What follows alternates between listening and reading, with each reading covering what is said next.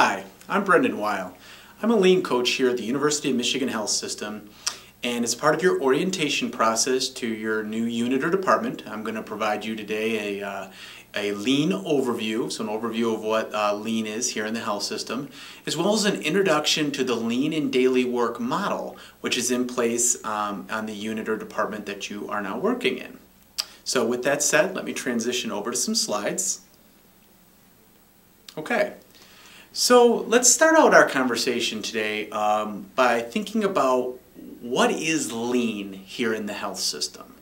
And it's important as I frame it that way to say what lean is not. So when you think of the term lean, you inherently think of less of something, less people, there's going to be layoffs, cuts, etc. And that couldn't be further from the truth of what we're doing here in the health system with lean. All of our lean improvement work can be tied back to the quote that you see on your screen right now. And that's the endless transformation of waste or problems into value from the customer's perspective. And this is a quote from the book Lean Thinking, authored by Jim Womack and Dan Jones. And when we think about how we use lean here in the health system, it's important that we take this quote and we break it down. We really use this slide in just about all the training modules that we do because it's so connected to all of the improvement work that's taking place here. So let's break it apart. The first piece of it, let's start from the back and work our way to the beginning. So value from the customer's perspective. With all of the lean process improvement work that goes on here in the health system, we always start by framing it from what our customers value or what our patients value from the work that we perform. And it's important to note that when we do say customer, first and foremost, we're talking about the patients. However, it's important that when we think about customers that we also think of one another on the department as customers, as well as other departments or services here in the health system as customers to the work that we're performing. And when we frame it that way, it really allows us to be able to work on the second piece of this quote, which is the second piece of how we utilize lean here in the health system. And that's the transformation of waste or problems into that value. So once we know what our customers or what our patients expect, we then want to transform the problems within our health system, within our processes, within our work processes every day, take those problems and turn them into value for our customers or for our patients. And then the third piece of that quote refers to this process as being endless. So we have to have a system in place that allows us every single day to continue to perform process improvement, to continue to identify new wastes and problems and remove them so that our customers, so that our patients have the best possible experience in the health system. Okay? So that's how we use this quote and we break it apart to think about the lean work that takes place in the health system. The next slide, though, gives a real kind of tangible example of that quote in action. So let's start by looking at the graph, and then I'll tell you how one team used this graph. And I think by the time I get done doing that, you'll understand how we're applying lean here in the health system. So on the left-hand side of the graph, you see our current state. And the current state is represented by a bar that's stacked up to represent the lead time or the time to complete a process. Okay? And what we see is the green representing the time we spend on value-added activities. And the red being that time we spend performing wasteful activities or dealing with problems every single day.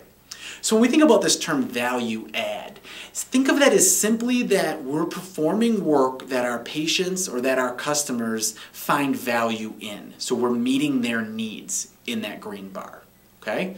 And our goal is simply to increase the time we spend delivering that value by reducing the time we spend on the wasteful activities. Okay? So let's think about a real example of this.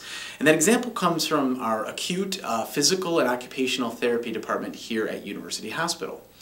And they, through their lean work, started by looking at this graph. And what they said was, first things first, we need to think about our quote, right? We need to think about our quote and think about our customer or our patient's perspective, right?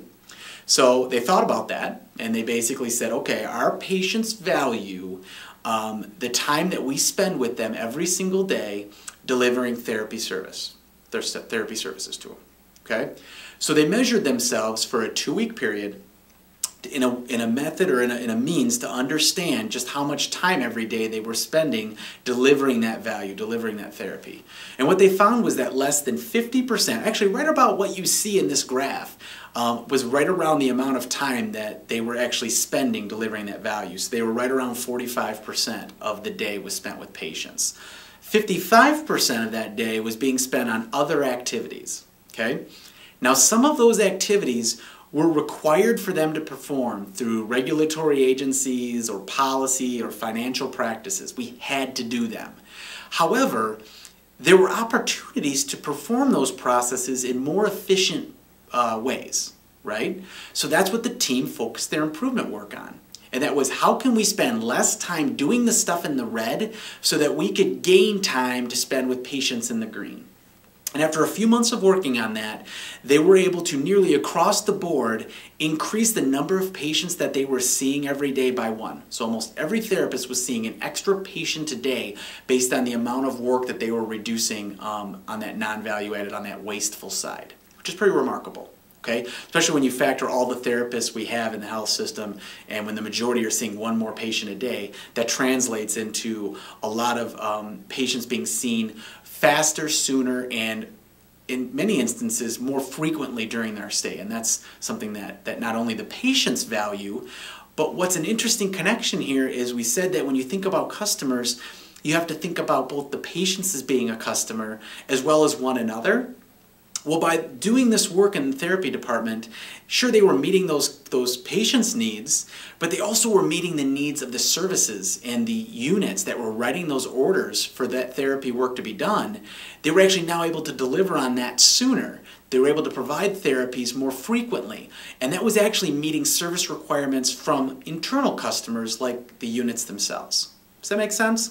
So hopefully after that example, that kind of frames how teams take lean, incorporate it into their work every day, and apply it to actually do some problem solving and improve some processes. Okay? So that's really kind of our kickoff as to when we talk about what lean is in our health system, that's really what it is. So I mentioned waste, and I used problems as a synonym of waste. So when you hear the term waste, think of problems or barriers that you encounter every day. So the definition you see here is that waste is any element of a process that adds no value to the final product or service, that it only adds cost and time. So some places where you can find waste are areas where there's lots of rework, you have to do things over in order to get them right. There's long wait times in order to finish something. There's either multiple reviews or handoffs or revisions. Okay? Anytime you see processes where that stuff is going on, there's going to be waste present in those processes. And when we think about waste, it's important to think about that, yeah, sure, it impacts how long it takes to do something, to complete something, but it actually also takes an emotional toll on us every single day, okay?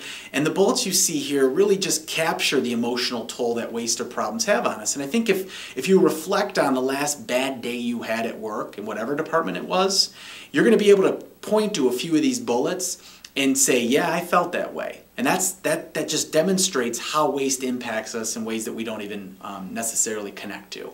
So one of those is just causing physical fatigue. As I mentioned, emotional fatigue increases our frustration and stress, causes departments to blame one another. So there's a lot of finger pointing going on over whose fault something was versus thinking about the process as being the culprit. And lastly, it steals your time. So when you get home and you're around the dinner table and you're talking about how your day went, and the first thing that comes out of your mouth is that I just don't know what I accomplished today. Your day was wrought with waste. You had lots of rework, you dealt with lots of problems, and you weren't able to complete things because you were waiting for something else to come before you could do it, right? All of those are the emotional factors associated with waste that connect to the impact it has on our business and on our operations around, again, that length of time to complete it or how expensive it is to complete something. So when we think about waste, in our health system, we have a standard acronym that we use to create buckets to put waste into. Okay? And that acronym is COMWIP, C-O-M-M-W-I-P. And what's important to point out here is that the acronym itself is really not important. It's just more about the generalization of these buckets to help you and your team members and your coworkers to be able to start to see waste for what it is and be able to call it out and service it. Okay, that's really what this is intended to do. So depending on what lean book you might read or what consultant maybe you encountered in a previous job, the acronym could be different, the titles could be slightly different, but conceptually the context of them are the exact same. So if you have some familiarity with lean from a previous department or job, you're going to see just how similar these categories are. So let's go through them quickly. The first one is correction. So anytime you have to fix something in your work before you can move on or complete a task, it's a waste of correction. Some of the examples you see, medication errors, wrong procedures being performed, missing or complete information, etc. The second one is overproduction, and I want to talk about overproduction in a minute because, the definition, it says making more than is necessary or making things faster than is necessary, which is true. However, we use this definition and actually think about overproduction as we've always done it that way, okay? And we want to call out as often as possible processes that we've just always done that way and surface them as potential waste. And the reason for that is that many times we perform something and it takes us a long time to do it. And when we question somebody, why do we do it that way? The response we get is, well, that's how I was taught. And when you ask the person who taught them, they say, well, that's how I was taught. And what you get into is basically, well, we've been doing it this way for 25 years, we're not going to change now. But if you step back from that and actually talk to the different parties involved, what you might find is that at one point in time, we had to perform that process that way for a given reason. But we've never taken the time to step back and say, do we still need to continue to do it that way? And what we find quite often is that either we can greatly reduce the amount of steps because they're completely unnecessary now with a lot of our technology advances, or we can stop doing it altogether, simply by calling it out, surfacing it, and having conversation with those parties that are involved. Okay? So when we think about overproduction, we want you to think about we've always done it that way and really challenge that status quo.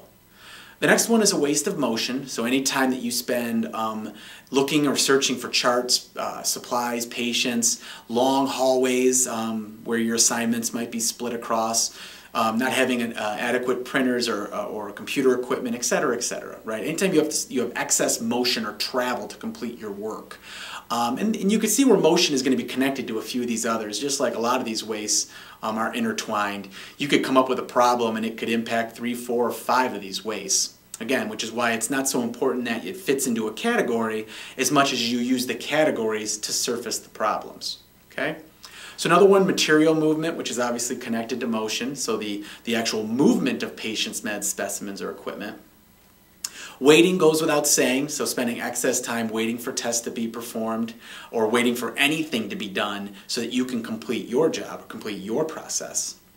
Inventory, having excess inventory on hand. And now inventory can be having not enough inventory in the form of supplies or equipment. It could be having too much inventory on hand. It goes both ways. And when you think about inventory, also think about patients as potential inventory. An example of that could be 10, 15, 20 patients in the ED waiting for a bed. They've been admitted and they just don't have a bed to come to. That's an inventory of patients building in our emergency department. So inventory can be applied in lots of different ways when we think about waste or problems. And the last one is processing, again related to many of the other ones, performing redundant or unnecessary mental or physical work. Okay? So again, those are the waste categories. You aren't expected to have these memorized at the end of this module. There will be no test on them. But we do want you to use them when you begin working in the Lean and Daily Work model in your unit or department, using them to help identify problems in which to develop interventions for. Okay. So when we think about lean, we talked about the quote, we talked about the example of one of the units that used it. We also need to think about lean from the framework of it really has a lot of different improvement tools associated with it. And the intention of the majority of these tools are simply there to help us identify problems or waste in our processes.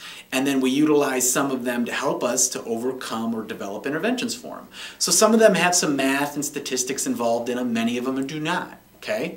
And what you can see circled here, highlighted in red, is basically foundational types of lean tools, and they're really the elements that we're incorporating with the Lean and Daily Work model that you're going to hear about in a minute. So some of the things we see there, obviously problem solving. We've been talking about that a lot already. Having things be very visual in the department, so having visual management in place. Developing and putting standardized work into place. And to talk about standardized work for a minute, let's think about it from the standpoint of we're not saying we're going to standardize every single task that every person performs. That would be a waste of overprocessing. That would be too much. But we instead want to identify those processes that deliver the value that we should standardize because we need to perform them in the most efficient way possible, the most least waste way possible. Okay? And once we've developed that standard, it's only the standard until we come up with a better way to do it. And that's the way that we avoid creating the new we've always done it that ways. By having systems in place to be able to identify and surface new methods to try that might exceed the one that we put in place 2, 3 months ago, a year ago, etc. Okay? So standard work is more than just putting a process in place that everybody follows. It's a system to be able to continuously improve. And we'll get into a lot more of that in that lean and daily work model that you're going to hear about, but also just every day when you're working in it in your new unit or in your new department.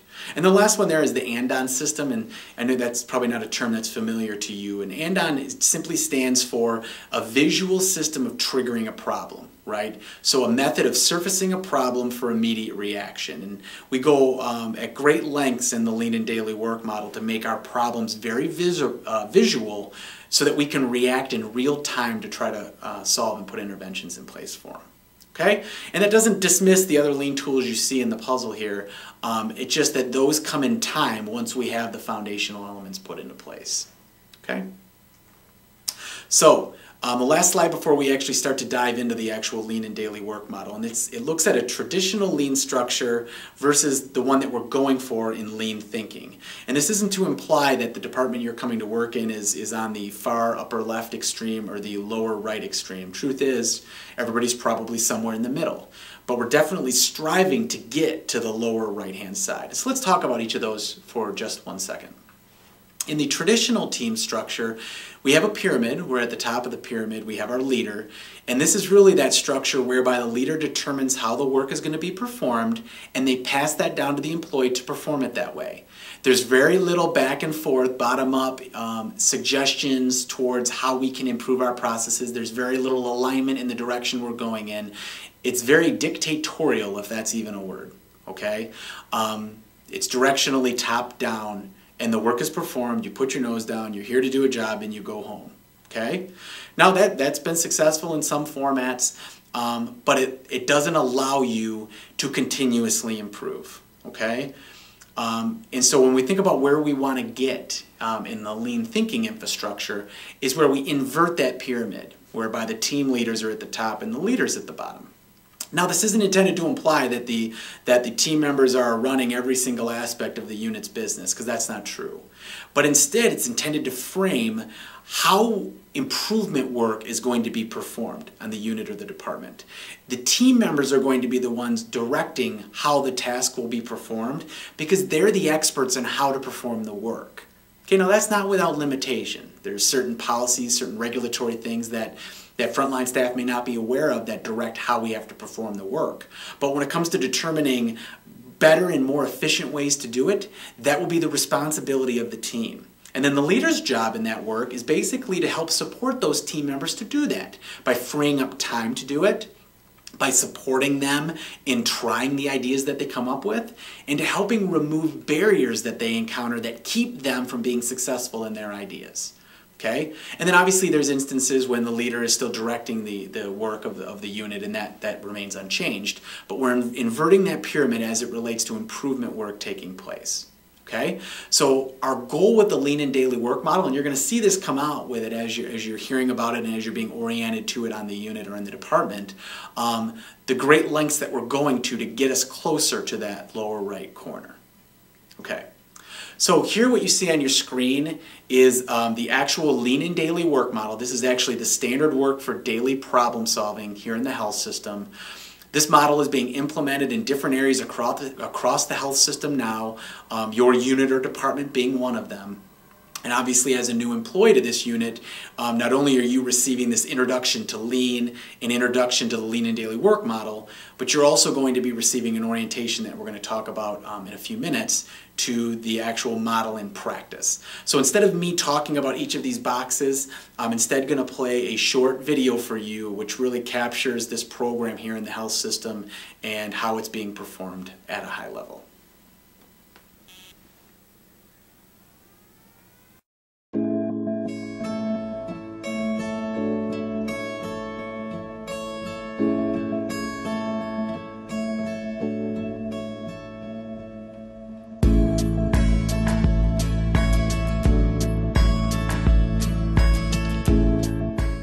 The University of Michigan Health System began exploring Lean thinking 5 or 6 years ago, significantly before I joined the organization. We started by engaging in specific learning projects that provided proof of concept, and we're now focused on broader efforts to embed Lean thinking in everyone's daily work. With the Michigan Quality System, we have an infrastructure in place to develop Lean thinkers throughout our entire organization. What strikes me about the approach is how well suited it is to an academic health system because of its fundamental use of scientific problem solving. Through the use of PDCA, plan, do, check, and adjust cycles, the approach emphasizes the importance of reflection and learning through experimentation, not just getting quick results from a project. We're building a learning community, and the curriculum is our work. A lot of that work was done by taking a large institutional problem which crossed many different departments and bringing a cross-functional team together, where the team went through a process of understanding their current state, gathering some measurements around it, targeting waste, and really walking away with a future state that they wanted to put in place in order to eliminate that problem from happening within their departments. Wonderful things have resulted from all the different work that has gone on throughout the health system, but we're looking to take that next leap in how do we build this just into everyday activities. I'm proud that the University of Michigan Health System is an early adopter of Lean thinking in healthcare, and I'm very excited about our Lean and Daily Work model. This has been developed by our staff, and it's custom-made for our environment and our needs. This model will fundamentally change the way cross-functional teams work together to solve complex problems. We start by defining, measuring, and visually displaying our key operational metrics, which are directly linked to institutional strategic measures. In addition, the team ensures that the metrics are aligned with what our patients and internal customers tell us they value most about the services that we provide. The measures are updated visually in the area at a minimum on a daily basis so that we know exactly where we stand in relation to our goals. At the same time, we are keeping a real-time count of our more complex problems, which is visually displayed in the area on a Pareto chart, which is nothing more than a bar chart ordered from highest frequency of occurrence to lowest. We then rely on routine and standardized daily interactions to help identify specific problems that are getting in the way of delivering value to our patients and our internal customers. A short daily team huddle takes place at our visual board in which we review our metrics, document the specific issues or problems we are facing that day, and brainstorm ideas for process changes that may have a positive impact on them. A leadership Gemba walk, Gemba meaning where the work actually takes place, occurs daily, not for the leader to micromanage, but to become more deeply connected to the problems faced by the team. During the walk, the leader dialogues with patients and families in an effort to better understand their experience, carrying forward any opportunities for improvement, as well as providing positive recognition to deserving faculty and staff. In addition, the leaders dialogue with team members around their specific ideas to address surfaced problems. They ask thought-provoking questions to mentor their team in the scientific method of problem solving, and ultimately the leader walks away with specific actions that they can follow up on to break down barriers and challenges faced by the team. This standard process is repeated on a daily, weekly, and monthly basis based on how close the leader is to day-to-day operations of the area. The team leads will then review the Pareto chart, typically on a monthly basis, to prioritize the more complex problems faced by the team. Typically, the problems with the higher frequency counts become prime candidates for deeper reflection and attention. As you can see, problems are surfaced during the daily team huddle and discussed with leaders during the Gemba walk. Additional new problems may also be surfaced and documented during these conversations. The team will then, in the Gemba, perform a quick triage based on the complexity of the problem. Based on this quick triage, one of 3 problem-solving approaches is used. Problems with low complexity often become just-do-its and rarely need a written plan other than to communicate across the team. Problems deemed to have a medium level of complexity are addressed using the Everyday Lean Idea form, which is a standardized process that allows the team member to document their idea and plan for running an experiment to test the change. Problems with a high level of complexity are addressed using structured A3 problem solving, which follows the scientific method for identifying and addressing the root causes of our more complex issues. In this approach, different teams from across the value stream are invited to participate in the problem-solving process. Problem solving is built into already established team meetings to continue to develop our problem-solving skills, and of course to continuously solve problems. The results and learning from our experiments, whether successful or not, are then documented in a knowledge transfer repository, which is accessible by anyone in the health system. This allows us to more easily collaborate and learn from each other, while at the same time strengthening our position as a true learning organization. So whether you're just beginning your lean journey and you're putting the lean and daily work model into place, or you become a more mature lean department where you have the culture in place, we'll be better equipped to provide the services that we need to our customers, to our patients every single day. We're so proud of this model. We learn so much from each group that we work with, and we're able to use that as making the model better each and every day. But we also recognize that the model is absolutely nothing without the passionate people that are working within it. When you view the change that we've made within payment posting long term, it's brought us so much back that initial investment of time, that's exactly what it is. It's an investment. It has changed the culture of our department for real, not just in theory or in words or something to put on a poster. It really has made a difference. I cannot think of a single thing I don't like about it. I like everything about it. It's a pleasure to watch the employees take responsibility enthusiastically and have fun. I'm so proud to be part of the University of Michigan Health System.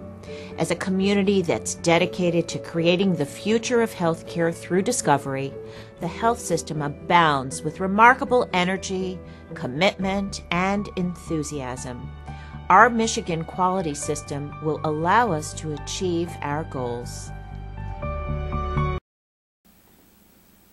Okay, so hopefully that video did a nice job of introducing to you to the lean and daily work model, what each of the components are, and providing you a few little examples of how it's all interconnected, okay?